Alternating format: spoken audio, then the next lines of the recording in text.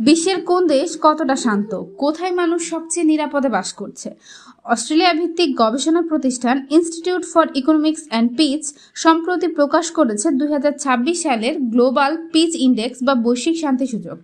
আর এই তালিকায় দক্ষিণ এশিয়ার রাজনীতি এবং নিরাপত্তা ব্যবস্থা এসেছে বড় এক চমক। এই বৈশ্বিক সূচকে দক্ষিণ এশিয়ার দেশগুলোর মধ্যে চতুর্থ শান্তিপূর্ণ দেশ হিসেবে স্থান করে নিয়েছে আমাদের বাংলাদেশ। 163টি দেশ ও অঞ্চলের মধ্যে বাংলাদেশের বৈশ্বিক অবস্থান 117তম। 5-এর মধ্যে বাংলাদেশের স্কোর 2.226। আন্তর্জাতিক নিয়ম অনুযায়ী এই স্কোর নিয়ে বাংলাদেশকে রাখা হয়েছে মধ্যম শান্তির দেশের তালিকায়।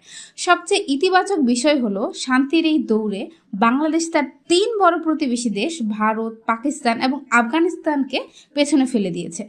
এবারের সূচকে দক্ষিণ এশিয়ায় বরাবরের মতোই শীর্ষস্থান ধরে রেখেছে ভুটান।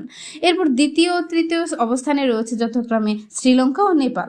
ভারতের অবস্থান 127তম এবং পাকিস্তান রয়েছে 152তম স্থানে। আর দক্ষিণ এশিয়ার সবচেয়ে অশান্ত দেশ হিসেবে 157 নম্বরে রয়েছে আফগানিস্তান। একটি দেশ কতটা শান্তিপূর্ণ তা মূলত 3টি বিষয়ের উপর ভিত্তি করে নির্ধারণ করা হয়: সামাজিক নিরাপত্তা, অভ্যন্তরীণ ও আন্তর্জাতিক সংঘাত এবং সামরিকীকরণ।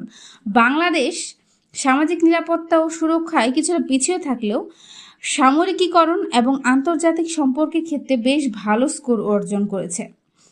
তবে এই প্রতিবেদনে একটি সতর্কবার্তাও দেওয়া হয়েছে। বলা হয়েছে, আমদানিকৃত জ্বালানির ওপর অতিরিক্ত নির্ভরশীলতার কারণে বাংলাদেশ এখনও বৈশ্বিক জ্বালানি সংকটের ঝুঁকিতে রয়েছে। এদিকে বৈশ্বিকভাবে টানা 19 বছরের মতো পৃথিবীর সবচেয়ে শান্তিপূর্ণ দেশের শীর্ষস্থানটি ধরে রেখেছে আইসল্যান্ড।